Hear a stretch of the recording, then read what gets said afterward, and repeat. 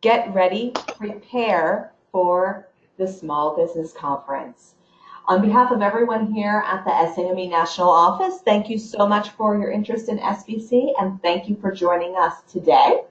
Before I hand it over to our presenter, Carrie Ann Williams, I just want to notify you if you have any questions at any time, please use the chat functionality in the GoToMeeting taskbar, and we'll be monitoring those questions throughout the presentation so we can present those to Carrie Ann for response. Otherwise, as of just before we logged on today, I wanted to let everyone know that we have 1,952 individuals currently registered for the conference. We're well ahead of pace from last year, and hopefully, as everyone knows, we have a co-location with the Department of Veterans Affairs National Veterans Small Business Engagement. And we expect well over 4,000 people at the events in totality between the two conferences. So the opportunities are going to be endless, and that is why it really makes, it's why it's so important to prepare for the conference. And with that, I'm going to hand it over to Carrie Ann Williams from Andana Consulting, who is going to help you guys make sure you make the most of this experience. Carrie Ann, over to you. Thank you so much, Anne. Thank you all for joining us this afternoon. I'm so pleased to be presenting the Get Ready portion of this webinar series to get all of our attendees ready to go to the Small Business Conference. It's one of my favorite conferences every year. I think I'm maybe this might be my 10th year attending the Small Business Conference, and the second time attending in New Orleans. So it's definitely something that we look forward to. The next event in this series is the Get Set, a logistics webinar where Anne and her team will talk to attendees about the logistics of the event and how to sign up for one-on-ones. So what I'm going to talk to you about today is the preparation work, and it applies to SBC specifically, but also it applies to your marketing and any other conferences that you might attend in general. So we're going to dive into some broad marketing topics and then some specific tools that SBC and the SAME team have prepared for us to help us get ready to make this conference very successful.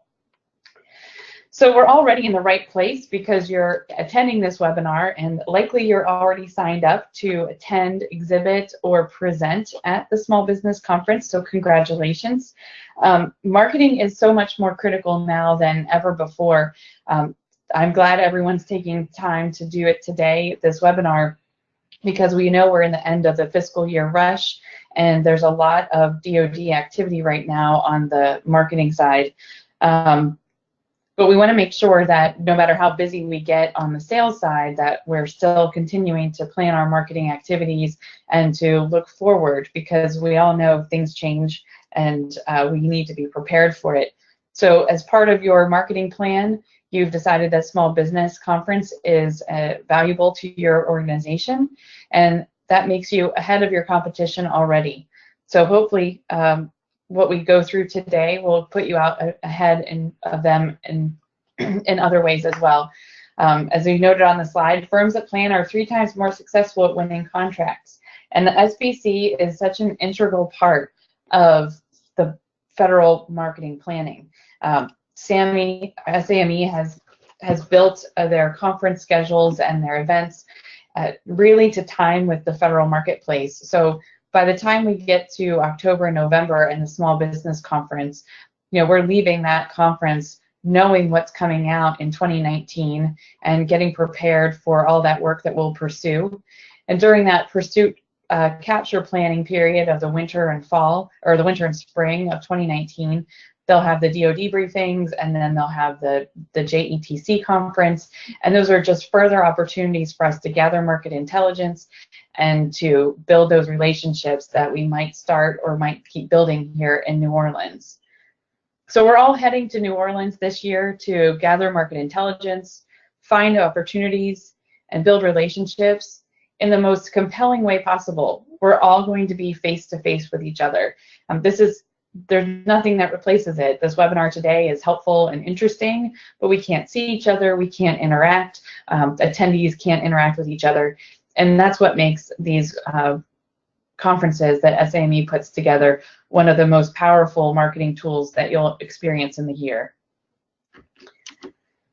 So one thing we also know is that the federal marketplace is different than others, and again, these tools that SAME has put together for us with their conferences and live events help us to really nail down what's going on in the marketplace for DoD spending and other federal agencies. We've got a longer business development cycle, which is why we can attend a small business conference in October and November and maybe pursue work that's mentioned in those forecasts 6 or 8 months later, maybe even 18 months later. We also attend SAME, and small business is one of the most impactful places to understand the new rules and regulations, especially as they apply to small business statuses and small business participation guidelines. We get to learn from the agencies themselves how they're doing on their meeting their goals, how we as an industry can help them meet their goals. We understand a little bit more about how they're altering their contracting vehicles, how they're monitoring past performance, what they need from us as an industry to help them do their jobs better. And it's an opportunity for us as industry to give them feedback on what we need from them in terms of the contracting opportunities, the ease of understanding things, the dialogue that we need to have that we don't really get anywhere else. And we have a captive audience for 3-4 days in one place, and we have an opportunity to really make an impact and really get some interesting understanding that we wouldn't have had we not gone to this conference. We're also positioning ourselves in front of decision makers because one of the reasons that the Small Business Conference is so successful is because the agencies actively participate and send large teams to interact with us as industry because they're craving the feedback just as much as we are. So it's an opportunity for you to get in front of government agency decision makers and other large business and small business partner decision makers. And the last on my list is teaming here. And I think if nothing else is true in the federal marketplace, that your team can make or break your performance. If you have a strong team and you build that team as part of a capture plan, that team can be the linchpin in getting you those contracts. Our team and partners offer large ranges of expertise that the government needs that we might not be able to have in-house. The ability to build those relationships and build that trust can really start at these conferences.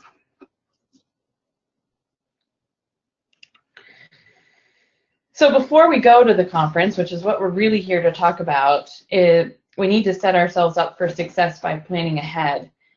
We want to do a small marketing plan specifically for the conference, and that would apply whether you're exhibiting, whether you're attending, and definitely if you're speaking. We also want to do our conference plan. Like I said, we only have a couple of days together, and there's so much to do, and you get pulled in so many directions, and you get engaged in amazing conversations, but you have to break away to go to a session, or you want to meet up with folks. How do you get it on their calendar? How do you get them on your calendar so that you can make the most of the time there and also have a real good impact on the investment that you're making? Everybody wants to come away from a conference feeling like it was a worthwhile investment of their time and money and energy. And so having this pre-conference plan is going to make sure that you are seeing the people you need to see, seeing the people that need to see you, and also learning what you need to learn, because not only are you there for networking, but also the educational opportunities that are specific to your industry. You'll also want to, and we'll talk about this a little bit in the marketing planning, is before you go to the conference, also set up your post-conference communications plan. If you are speaking or exhibiting and delivering content to people, whether it's a white paper or the slide deck. SAME might provide that resource for you, but if you want to communicate with the folks that attend your session, you want to make that plan in advance so that when you get back, there's not a very large time gap between you sending out materials to folks and the end of the conference. So if you want to do a special type of follow-up email or a follow-up package to folks, you want to start planning that before you go. So when you get back, those things your marketing team can start working with you right away to get that out to the folks that need to get it. Because one of the things that we definitely want to do is follow up and do what we say we're going to do. So we want to let the people know that we're going. This is something that SAME has put together in the last couple of conferences. They have a marketing toolkit for us. So whether we're attending, whether we're exhibiting, whether we're presenting, they have graphics, they've got content for us, they have images and suggested posts, hashtags, places of interest if you want to start sharing with your audience what's going on in New Orleans. If you as a company are planning a retreat in addition to, maybe 30 of you are coming in from across the country and you're having a dinner, you want to talk about something like that. All of those tools are available. They've got the start of some of them, so you can just download them, you add them to your marketing, and then also implement them as you go. There's social media graphics and email graphics available. They are on the SAME-SBC.org website. It's here on the slide. We're not going to go there now because there's not a lot of interaction there, but I highly suggest that this makes it very seamless. Get the word out to people that you're going to be there.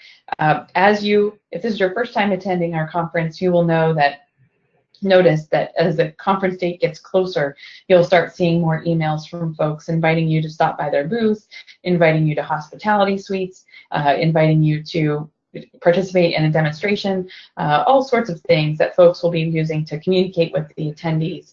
But I also encourage you to communicate with your other audience, folks that might not just the attendees at our conference, but your other customers that you communicate with. Let them know that you're going. Especially if you're speaking, that you're giving this presentation, it will elevate you as a subject matter expert, and share the news with your email list and your social media audience. It's not necessarily, doesn't have to be focused just on the other attendees, but it's an opportunity for you to use this as part of your overall marketing strategy. So the other marketing tools that you're going to want to think about before you head out, the pre-show promotions. Are you hosting an event? If you are doing a hospitality suite, hosting a hospitality suite, whether it's for 20 of your your best clients, or it's for 2,000 of the attendees and it's open to everybody, the variety can really range depending on what suits your business. So think about what you need to do there. I put meals here as part of the pre-show promotion. I'm a big advocate of pre-scheduling your meals with the folks that you really want to meet with. We're going to dive into the tools that SAME has provided to us on the website, where we can go through setting up meetings with people. But you're also going to want to connect with folks before you get there, even starting now, to schedule who you can have dinner with or who you might need to step away and get coffee with. Maybe you want to go off-site for lunch because New Orleans has such amazing food, or you want to meet up in the exhibit hall and sit together and eat lunch there. There's a wide variety of opportunity there, and pre-scheduling those things can really help you manage your schedule once you get to the conference. We all know that our conference calls get added to our calendars, and sessions run. We may run into a session that we didn't think we wanted to be in, or we get sidetracked in the exhibit hall and need to go to things. So the more we can pre-plan and get our schedules together, the better we can maximize our time there, and we can be very efficient in that exhibit hall if we know we've got certain people to visit and then we've got to get to coffee with somebody. The website, your website, you'll want to update your website with information. If you're presenting or exhibiting, you'll want to put a blurb like that on your website that you'll be at that conference. So many firms are doing that now. Again, it's just helping to elevate your firm's expertise, that you're engaged in this industry and that you're participating actively in the conference. I have landing pages on here and materials, and that's again going back to if you are launching a white paper and you're going to have that available at your booth, or it's a piece of what your presenter is talking about, you might want a landing page where people can go straight there to download it. You may create collateral that you have at your booth that just has that landing page address on it so people can go there and find it. I've seen some firms, and I think it's very successful, they send out the email that says, please visit our booth, and then it links to a landing page where you get to see the representatives from their company that are going to be at the booth and know who they are, so that you can ahead of time know who's going to be there. And again, they might have a link to set up a meeting with them, or they might have their booth scheduled, who's going to be at the booth and when. If they're presenting, they'll have that on there as well. So there's a lot of opportunity to really share information via that email that you send out. And a landing page linking to a conference-specific landing page can really help you get even more content to folks. And there's other analytics there that you can look at too to see who's opening it, who's visiting that page. Last year or 2 years ago, I believe someone had sent out a map of the area with the top rated restaurants on it or something like that. That was just a helpful tool to all the conference attendees. That's something that was useful. So there's ways to think outside the box too with what you're doing in terms of marketing for your firm here. You also wanted to have your capability statement updated. This is something that everybody on this meeting probably already has, but it's definitely useful for the small business conference. I would recommend printing them, carrying them with you. You may want to do a smaller size so that they're more portable, but there's something that everybody's going to want to exchange with you.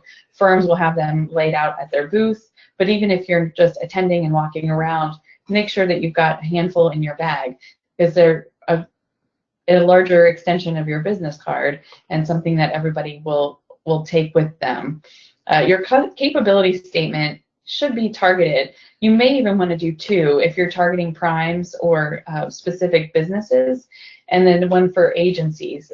And if you're targeting specific agencies, you may even want to narrow it down a little bit further.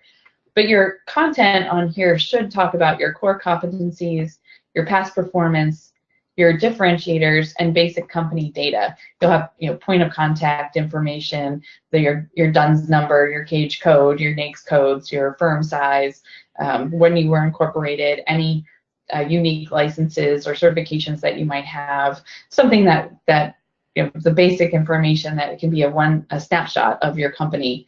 And I want to spend a little time talking about the differentiators and what that means.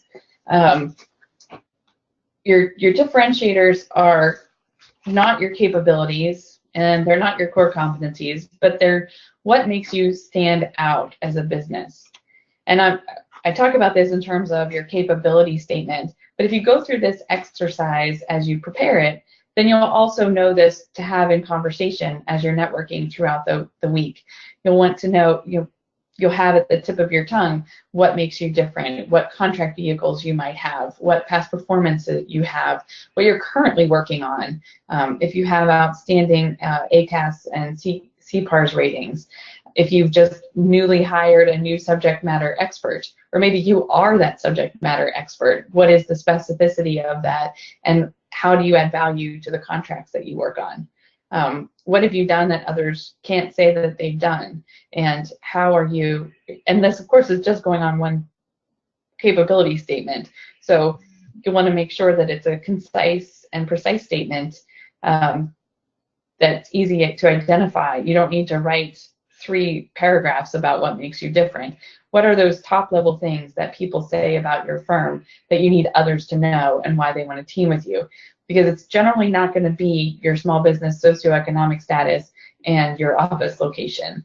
Those are pieces of information, but they're not what differentiates your firm. So spend some time thinking through that. What are the opportunities that you have to really stand out and be different?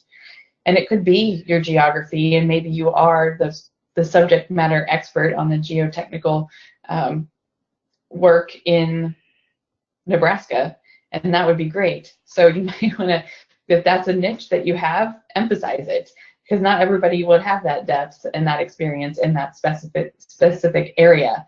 And then you can use that to align with who you need to talk to. You also want to talk about your core competencies, and these are pieces of your company that add value and benefit to your customer. Again, they are not something that can be imitated by your competitors, and they're not always your capabilities. Your core competencies are things that you offer the deepest knowledge in. So if you have a multidiscipline firm, you might not have the depth of knowledge in every single discipline, but there's probably several core disciplines that you excel in, and that's what people come to you for. And then you can cross-sell them on your other capabilities. But what are those core competencies? If I were to know nothing else about you after we spoke, what do I need to know? If I need to call somebody that does X, you're the firm that does it. That's what you need to have. And you also want to have this at the tip of your tongue, again, for those networking networking situations. You don't want to just start off with a woman-owned small business in Baltimore. That's fine information, but there's a lot of us out there. So what is your expertise, and what are you doing that other people aren't doing? Or what have you recently done that other people haven't done or aren't doing, or you're doing in a different way? And that brings us to this expertise area. For professional services firms, I always say that our 4 Ps of marketing are our people, our projects, our process, and our position.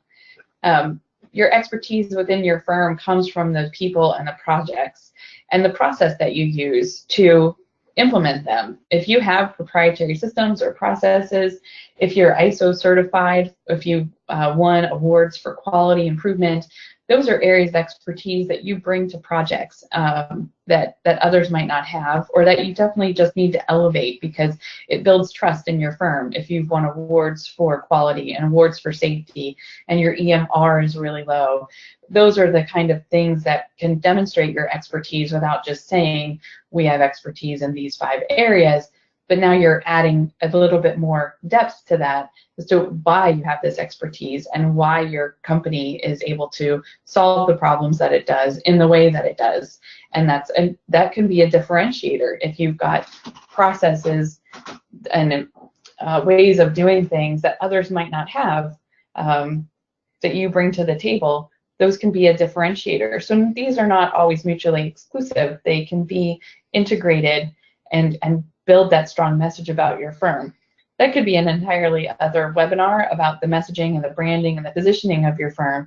But I wanted to hit on these high levels of content that you definitely want to put into your capability statement. And you also want to, before you go, check on your registrations. When you registered for SBC, you already put in a lot of this data. You put in your NAICS code, you put in your small business status, you put in your firm size and your revenues, and that helps the small business conference staff to align everybody for market research purposes. It gives a tool to attendees, and we're going to dive into that next, to search for those things. So it's inside of the conference ecosystem. And these registrations are outside. So once you leave the conference, if you've had an amazing meeting with the small business deputy from the Baltimore Army Corps District, and she gets back to her office, she's going to look you up in SAM. And if you're not in there, then she's not going to be able to do anything with your information. You need to be registered in SAM. It needs to be active. It needs to be updated. And as you do that, if you are a small business, please update your dynamic small business search profile. They're linked in it. Once you get into SAM, it's linked over to the dynamic small business search. So update that, put in your references, put in your firm information, because the government and large businesses use these tools all the time as they're building their teams. So it's very important that outside of the small business conference, which hopefully you have all that, as much data in your registration as you can, that you also have these tools updated. This doesn't have to be on your capability statement that you're registered in SAM, but it should be part of that exercise. So now we're going to dive to the actual small business conference website. I originally had screenshots on here, but Anne encouraged me to show you the live site because it's much more interactive and interesting. So if you have a booth, you want to make sure that it's inviting, that you've planned a booth schedule for the folks that are attending to be at the booth. You want to make sure that you know, if someone stops by the booth and asks for a person by name, that the person who's working that session knows when they'll be back, so that you guys can coordinate meetings and interactions. You also want to pre-game in your pre-conference planning with the attendees. You know, talk about what you need to share with folks when they come to your booth. What are the most common reasons? And this again goes back to your core competencies and differentiators.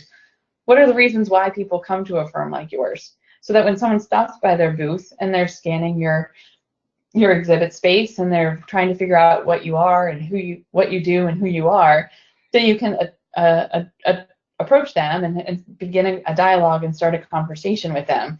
You don't always want it to be about, hey, do you want the new water bottle? Because that's what you're giving away. But engage with them and talk to them about your firm. And so people usually come to our booth, and few people usually come to our firm because they're having an issue with this kind of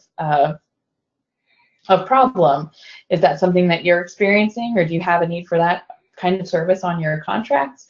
You know, what is it that you can easily engage with people, and then that helps you also to analyze whether they're a quality lead, whether they're a lead at all, or whether they're just someone stopping by to get a water bottle. And all of those are valid because you're at a conference. But working with your trade show, with the booth personnel that are going to be there with you, and help them engage with the folks that stop by, so that you're collecting quality leads and business cards and taking notes and follow, you know, putting people in the right buckets, so that when you get back, you're following up with the right people. If you're doing a giveaway and you have a drawing, you know, that fishbowl with the business cards in it is fine, but that's quantity. That's not going to result. Those aren't going to result in relationships, but they will result in an increase in your email list. But for those one-on-one sessions where you've got the opportunity to engage with someone that visits your booth, I encourage you to have a strategy among your team, who can talk about what, when they're going to be there, and just some opening lines that'll break the ice when people stop by your booth.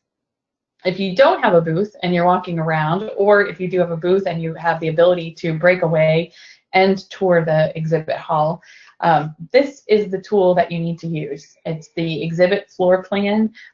It's in the SBC website. You can see the entire floor plan laid out. This is helpful because you can get a lay of the land before you go and sort of make your plan of attack. You can export, you can't export, you can go to and list all of the exhibitors.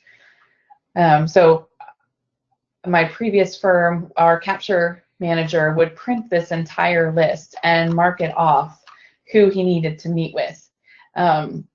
I used it more virtually, where I would scroll through and find the firm name that I want to visit, click on it, and then you can see, again, this goes back to the registration, who the firm is, what their business type is, what their capabilities are, what their NAICS code is, their revenues, where they're doing business. So you can see if this aligns with who you need to talk to, if you are not familiar with the firm. And you can also go straight to their website. You can also specifically go back and search for a firm by name. You can also search by keyword, by product category. So if you know that you need to meet with GIS firms, then you can search for them, anyone that has selected that as one of their categories, and find out who they are. That way you can plan to visit those firms that are exhibiting that are in that category. Same with small business designations. If you're looking for Native American owned firms, you can find out who they are, and again, plot out your the visits that you need to make, and with NAICS codes. This tool is extremely valuable because, as you can see, this is a gigantic and very full exhibit hall. So if you start wandering down this aisle 1000, you might never make it to aisle 300 in the 3 days that we're there.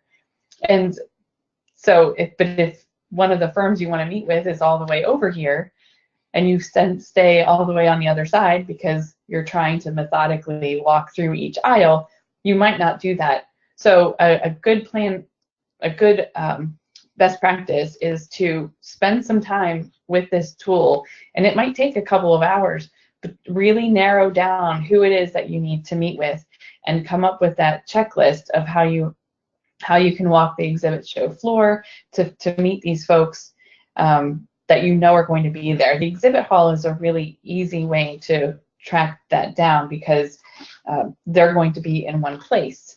And if they're attendees that don't have an exhibit, they're just going to walk around. And again, that's where you might want to reach out to folks beforehand. If they don't have a booth, then you pre-plan where you're going to meet. You might meet at the cafe, you might meet for coffee somewhere, but you get those pieces in place.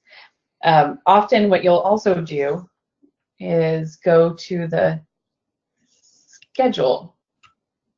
This is another interactive tool that they've created for us, and we can see the briefings and the sessions that we might want to go to. So you can see the sessions, you can get a full overview of what they're going to talk about, and they even already have here planned out where they are and what room they're in. So you can, the sessions, even deeper outside of schedule in the sessions, you can even dive deeper into the track if you're interested in certain aspects of what we're going to talk about at SBC, or the date. If you happen to only be there for a day or two, you can sort the sessions there. But I strongly encourage you to use this tool to also select the sessions that you want to visit and mark those on your calendar. I think we still have an app for the small business conference, and you can program your events in there too, and it will remind you when something is starting.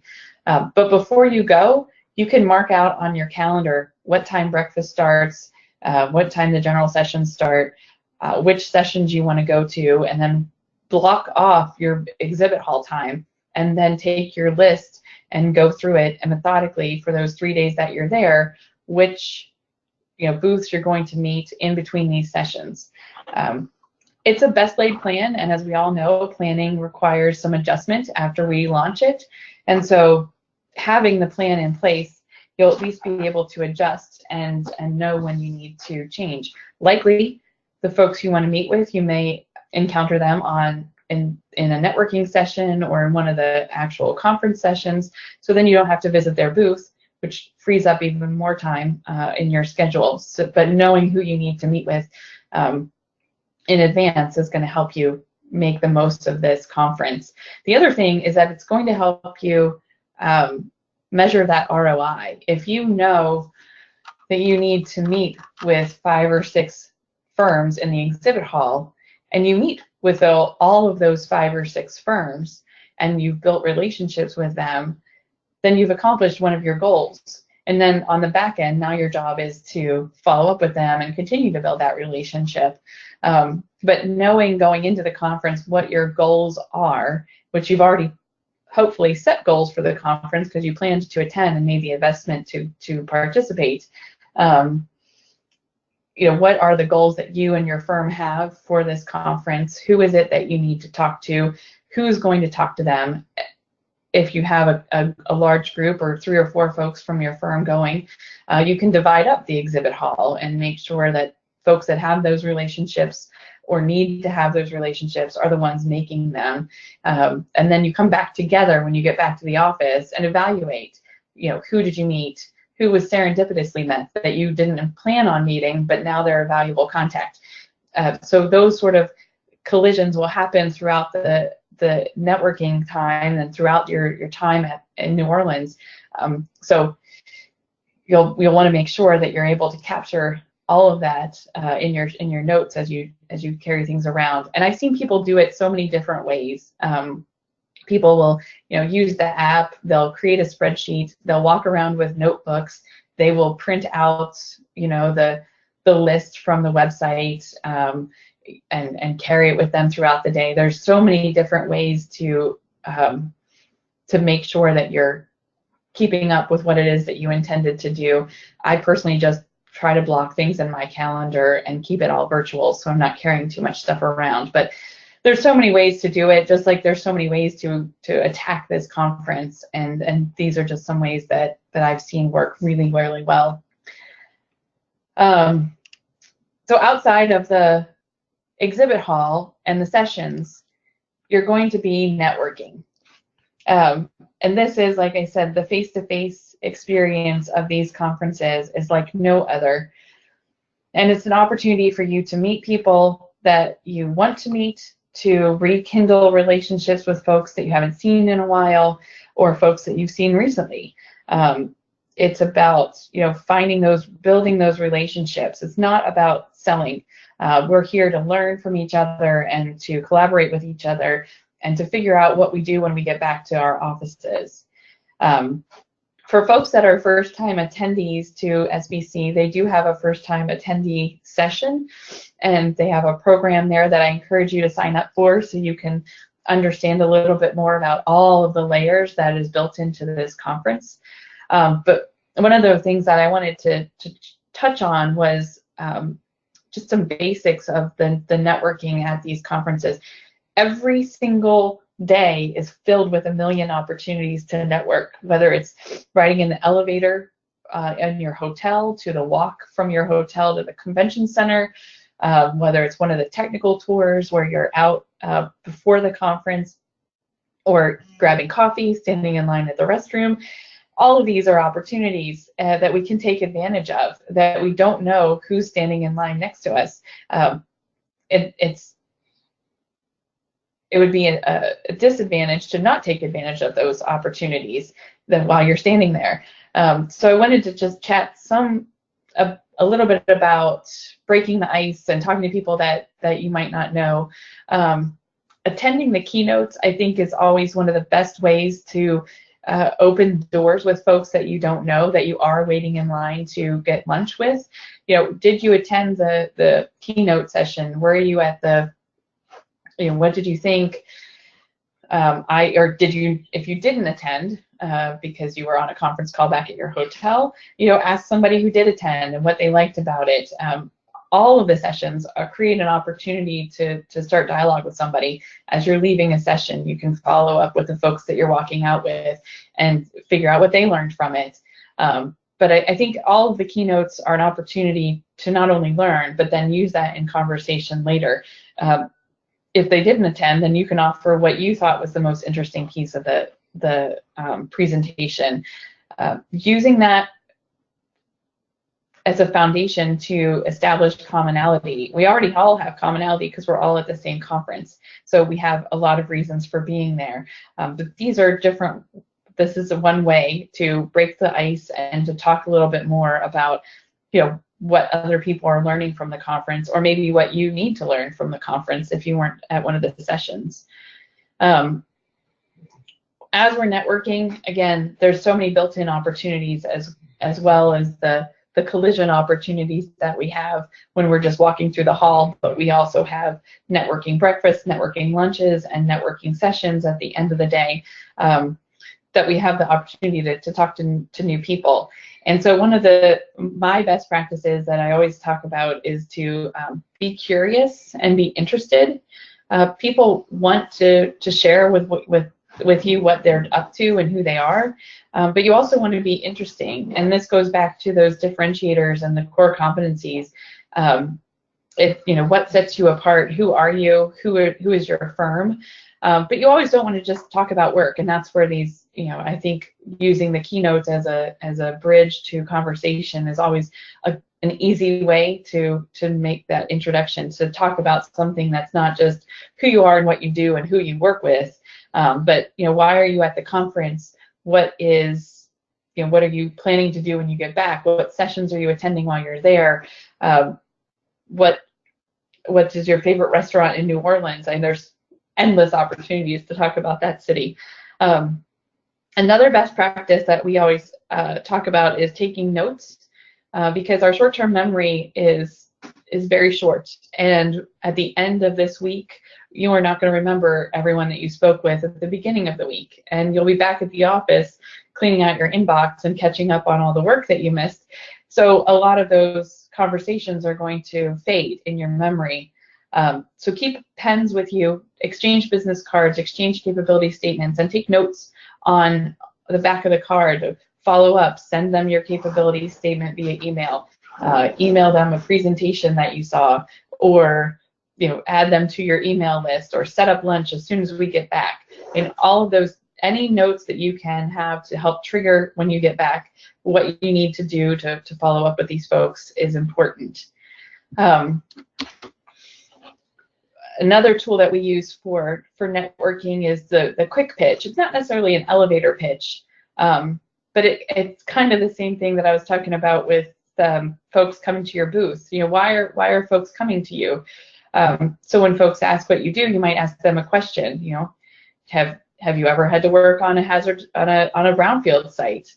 And they might say yes. And you might say, well, yes, our organization is Brownfields Incorporated, and we work with the Air Force and the EPA by doing performance-based contracting, and it's my job to help monitor the success, something like that. So that most of the time when you're at a networking event, everyone's thinking about what they're going to say next. So when someone asks what you do, they're just waiting to tell you what they do. So if you offer a question, then they have to stop and think and answer that, and then you're engaging with them. And also you're able to qualify the conversation and qualify that relationship from the onset.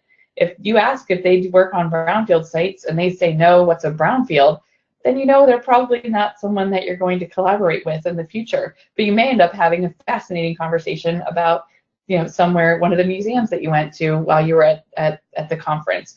So it's an easy opportunity for you to share what you do in an interesting way, and also to learn more about what the other person is, because as soon as they say no, what's a brownfield, then you can find out what they do, and maybe they work in a completely different industry.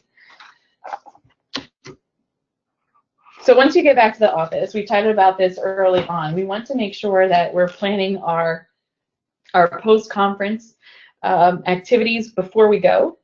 If you have a team from your office that's going, whether it's 1, 2 people or 20 people,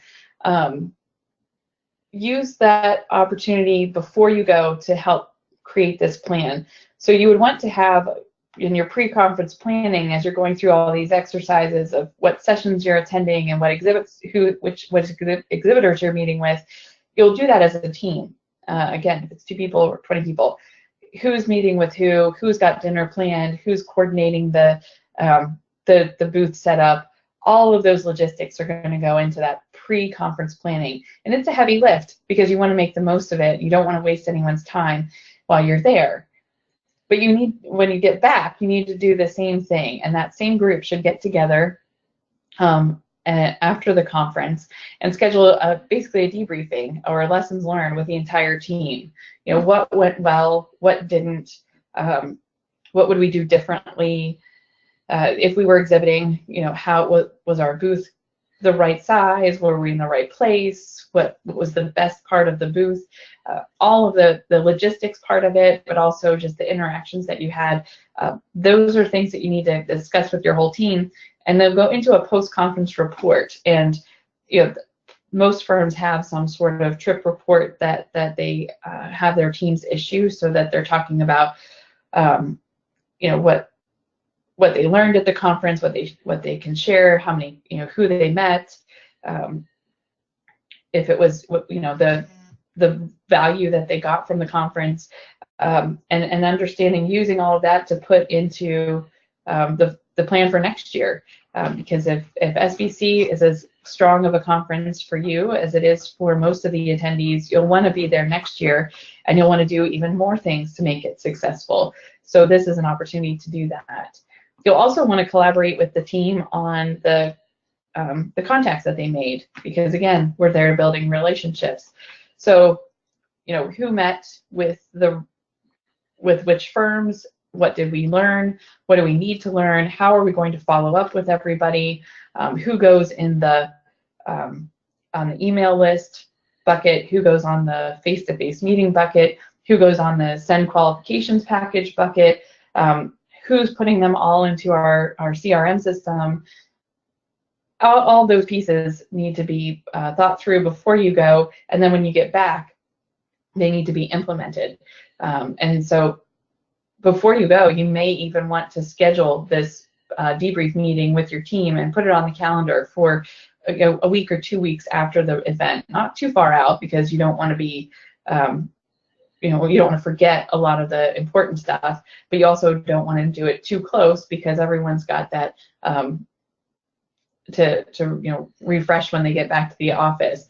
If there's stuff that needs to go out immediately, you will want to take care of that right when you get back, if there's an urgency to what needs to happen. But for the most part, generally, the contacts that you made, you can address in that team meeting a week or 2 after the conference, and then build that plan for your post-conference communications. And so to recap, we want to plan ahead for what we do before we go, what we do while we're there, and what we do when we get back. We want to create our irresistible pitch. We want everyone who's attending from our company to have the same line about why we're the best team, why we're the best firm to do the work that we do, and how we talk about it, and different aspects of our company that we can use the experts that we're bringing to talk about, so we can engage everybody that's there. Our focus should be on quality and not quantity. As I said, every conversation we have, we want to figure out a way to move that relationship forward, whether it's as a teaming partner, as a vendor, as a possible client, or even just as a peer in your network. How is everyone we meeting going to fall into our new network that we're building? And the quality is really important. You're not going to meet all 4,000 people that are potentially going to be in attendance, but if you meet 40 of them that will help you win more work, then that's the quality that you're looking for. Network. We want to have our mindset focused on networking while we're there. If we're distracted by things that are going on back at the office, if we're pulled away to too many internal conference calls that we have to step away for, when we are able to be in the exhibit hall, in the event spaces, that we are focused on network, that we have our mindset about sharing who we are and learning from everyone that we meet about who they are, and just to keep that at the forefront of what we're there for. And then when we get back, the follow-up and the evaluation of what it is that we learned, who we need to contact, and that's something else too that I missed on the post-conference reporting. For those people that attend and go to the sessions, often the best practice is for them to come back to the office and share what they've learned. So if there was an update to a small business status that impacts your firm greatly, you'll want to be able to share that maybe through a lunch and learn internally at your office, with what you learned there. So how are you following up, both with your internal team, who needs to call who needs to follow up with, and how are they being followed up with, but also then evaluating and preparing for the next event. So with that, Anne, I am done. Thank you everybody for attending today, and I hope that some of this brought some new perspective on what you can do to get ready and get set and go to small business. And we will see you all in New Orleans. Thank you so much, Carrie Ann. That was really great. I especially love the quick pitch. I think I'm going to prepare one for myself in advance of SBC. So thanks to everyone for joining us today. We hope you will join us on October 11th for the next installment of our webinar series, Get Set, Know the Details of SBC. So what we'll be doing on that webinar is really talking about some more logistical things and a number of additional tools that we have on our website, how to make networking roundtable appointments, how you can craft your own personalized itinerary for the show, and some training. We do have an app for the Small Business Conference. I'm seeing that a question came in over our chat functionality. We do have an app. We are in the process of finalizing that. We hope that it will launch the second week of October. But that is a way you can build a personalized itinerary. We've got someone asking if we can connect attendees and post photos. You cannot post photos on the app, but there is a way to reach out through other attendees and send them a message through the app. So we'll be covering how to do that on our webinar on October 11th. So with that, thank you so much again, everyone. We appreciate your participation in this webinar today. If you know of others who were unable to participate, we have recorded the session and we'll be posting it online shortly. We hope you'll join us on October 11th, and we really look forward to seeing you in New Orleans. And thank you again to Carrie Ann Williams for sharing all of her very helpful tips and insights on how to get ready for the Small Business Conference. Thanks so much, everyone, and enjoy the rest of your day from the SAME National Office. Thank you. Bye-bye.